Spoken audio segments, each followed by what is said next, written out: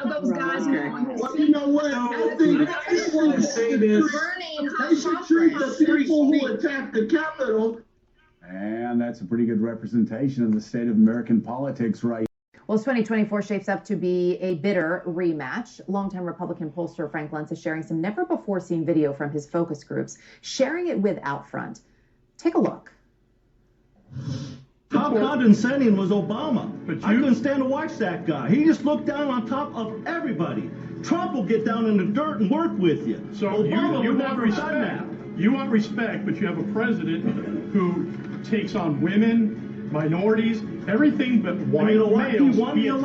election. And he won. He didn't get and the you guys popular can't vote. handle that. He didn't. I don't know why he's racist. You have to ask him. Because he sits up and he says, all those Mexicans are rapists and murderers. Okay, and then, yes, he did say that. Yes, he did. Can I finish my, I didn't say that. You're talking about, I'm talking about when he was running. They know they send the worst among them. Some of them are rapists. Some of them are drug dealers and murderers. They asked me what I feel. Frank is with me now. So that's just that's a small snapshot, right? You shared a fair amount of video with us. When we look at that, you've said the country is more divided than ever. I think a lot of people would agree with you, but this video evidence, why, how, why is it this bad? What are you learning from these groups in these moments? That there's no editing anymore. There's no censorship. That we now say what we think. We say what we want people to hear, rather than trying to learn. To me, it's not about the mistakes made, it's about the lessons learned. And no one's trying to learn anything from this. They simply want to be heard, and they will shout to be heard. They want to be heard. Do they want to listen? No, they don't want to listen. They don't want to learn. And my issue in this is children are watching. Our kids are watching this, and they're learning model behavior. There's a reason why in universities and in schools all across America, more young people are acting out. There's more shouting, there's more aggression, and that they see it from the politicians, they see it from Washington, D.C., they see it in focus groups like this. They may see it at a school board meeting. And the school boards are the worst. Yes. Parents go there and they threaten the people on the school board. You have to get cops in there. What is wrong with this country that we've gone that far? That's self-made. Sir, I wish you was in the truck with me when I was building my plumbing company myself, and my wife was running the office, because I sure remember working pretty hard and long hours. Pretends like he's self-made. What a clown. Fraud. Always has been, always will be. Quit the tough guy act in these Senate hearings. You know where to find me. Any place, anytime, cowboy. Sir, this is a time, this is a place. If you want to run your mouth, we can be two consenting adults. We can finish it here. Okay, that's fine. Perfect. You want to do it now? I'd love to do it right now. Well, stand your butt up then. You stand your butt up. Oh, hold on. Big guy. Oh, stop it. Is that your solution every problem? No, sit down. Sit down. Okay. You know, you're a United States Senator. Sit down. Active. Oh, okay. Sit down, please. All right. Can I respond? Mr. Hold Chairman? it. Hold it. If we can, no, I have the mic. I'm sorry. This is Hold what it. he said. You'll have your time. Okay. Can I respond? Oh, no, you can't. This is a...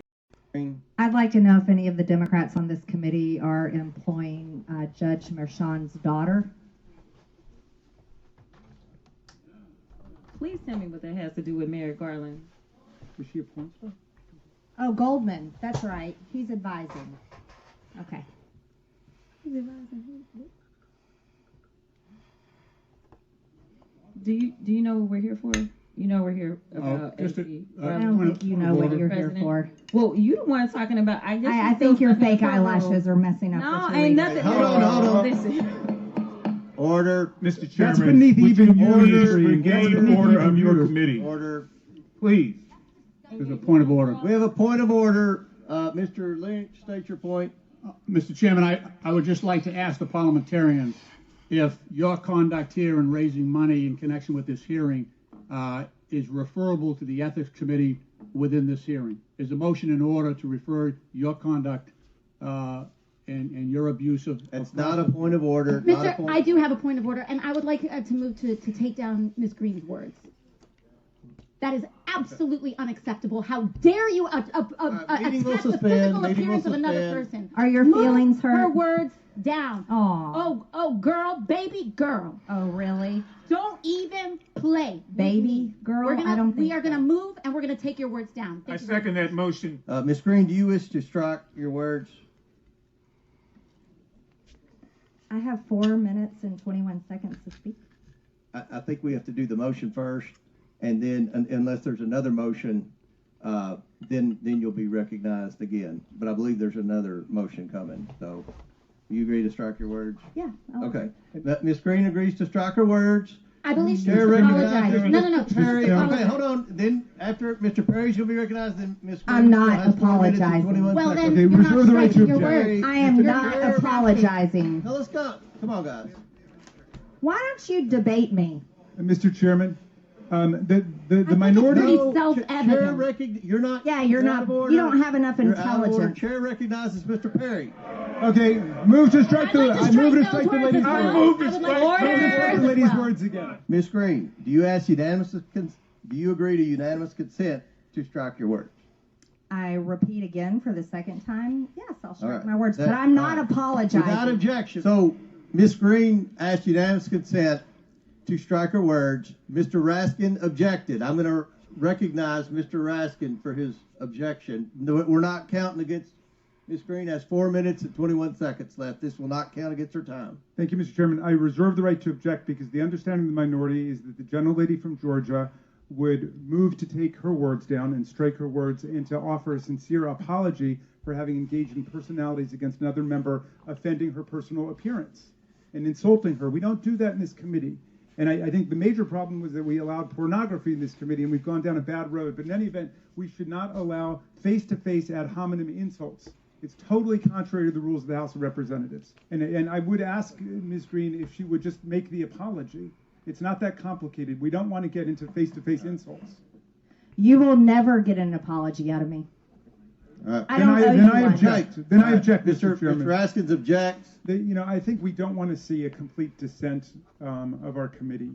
And the verbatim quote of the gentlelady was, "I think your fake eyelashes are messing up your reading." That is what she said. I think your fake eyelashes. And that's obviously engaging in personalities. It's an ad hominem attack. And I would just ask every member of this committee, in a fair-minded way, would you want to be talked to in that way about your personal appearance by another member of the committee? Because what we're doing is we're setting standards going forward. I'm just curious, just to better understand your ruling, if someone on this committee then starts talking about somebody's bleach blonde, bad built butch body, that would not be engaging in personalities, correct? What now? Chairman, I make a motion to strike those words. I don't think that's part of it. I'm trying to find clarification on what quality. Chairman, motion to strike those words. I had no idea what you just said. We're not gonna do this. Look, you guys earlier literally just. You just voted to do it. Y'all did it first. So You just voted to do it. Order. I'm trying to get clarification. Look at, calm down. No, because this is what y'all do. Proceeding. So I'm trying to Ms. get Crockett, clarification. you're not recognized. Ms. I can't hear Crockett. you with your And yelling. You don't want calm me to down. No, Can you please calm down? Don't tell me to calm down. Calm down. Because y'all talk Calm noise, down. and then You're can't out of take control. Because if I Look, come, Chairman, if I can come we and send talk about her, for 5 y'all gonna have a Mr. problem. Chairman, Mr. Chairman. Who wants to take a whack at this? I mean, these are people who are elected. This just goes to the whole thing we were talking about all day today. That how far have we come? And why are these people even acceptable? This is it's disgusting that this is how they're behaving. And why are they attacking each other personally? They have enough to attack each other on their views. They don't need to attack each other on their eyelashes and their hair. Here, what's depressing about this is that it's not that unusual for the House these days. I mean, whether it was Kevin McCarthy's many rounds to get elected speaker, people getting in each other's faces, they almost started hitting each other during that. And so it's not just these three women. I've watched the men behave unbelievable, calling each other names. The House is in absolute chaos, and we have been electing a lot of clowns in this country, and we are getting a circus. I'm sure that it has always been true that there are clowns in the House of Representatives. There also used to be a career path where you put your head down, you did the work, you amassed some seniority, you build a staff, you build a reputation, you build partnerships, and you pass laws, which is what you were there to do. And this is the comic and eye-catching side of the problem with the Congresses of the past few years, which is they're remarkably unproductive. And when you think about problems that Americans have, from the cost of nursing home care to how do you get health insurance to climate change to are the taxes too high to the debates as we have this all-party consensus that is building in favor of more protectionism and trying to enrich ourselves by keeping out foreign goods. That these are things that you would think that the House of Representatives should be having a voice on, but laws don't get passed. This stuff happens, and so this you can see, and it gives you an idea. I mean, it's important as a clue to all the things that you don't see because they are not happening. One thing about this, too, is that it does come down to leadership. I mean, James Comer, this was his committee that devolved into this back and forth. Here was how he tried to explain what happened. I don't know if you've noticed it. I have 2 hearing aids. I'm very deaf. I'm not understanding. Everybody's yelling. I'm doing the best I can. Can we not recognize Ms. Green and let her get... We cannot because of the rules of the committee, Mr. Chair. I sort of wonder how he didn't hear this piece of it. Watch. We're not gonna do this. Like, you guys earlier literally just said you just voted to do it. Did it first, so You just voted to do it. Order. I'm trying to get clarification. Look at yelling. Don't want Calm me to down. Be, Can no, you please calm down? Don't tell me to calm down. Calm down. Because y'all Please talk calm noise, down. and then you You're can't out of take control. Because if I Look, come Chairman, and can we talk take about a break her, for 5 y'all minutes? gonna have a problem. Megan? I mean, it's like a circus, and like it's a circus of people are screaming. So I mean, I guess Comer couldn't blame his wife because he didn't think of that excuse fast enough to solve this problem. That seems to be what we're blaming people for today. I just don't understand how this is like acceptable behavior from our lawmakers who need to be passing laws. People actually have issues in this country, and we need to have actual laws. You know, one of the things that's been interesting about voters, we ask about Congress a lot. Yeah. And it's funny, they very much want results, but they do not want compromise. And voters in this country seem to have lost the plot that it requires compromise to get results, which is, I think, why you now see people reaching for sort of the strongman authoritarian types, because they have forgotten that actually the way this body is supposed to function is by doing the hard work, putting their heads down, reaching a compromise that makes everybody a little bit unhappy and a little bit happy, and ultimately you get something done for the American people. And so people want things done. They don't want them to compromise. They want them to be in opposition like that. And that's why we have all this dysfunction. Yeah, well, I mean, and to what you were saying, David, too, when celebrity seems to be the goal of coming to Congress, you end up in situations like this. Well, Alexandria Ocasio-Cortez is sort of an example of this, because look, Marjorie Taylor Greene has no choice but to be Marjorie Taylor Greene. That's just there's no upper floor of the building there. But Ocasio-Cortez has potential to go in a number of different ways in her career, and that the incentives are pulling her toward the Instagram influencer, the viral moment, the no big bills path. I will say Ocasio-Cortez is not always like this in committee hearings. I mean, she was jumping in defending someone, and she actually was the one who knew the rules of the committee, was using them to her, and she's usually very prepared for these hearings. But continue. Okay, so she has a path. I mean, I think what we're also coping with is this is a Congress that doesn't have a majority in the House of Representatives,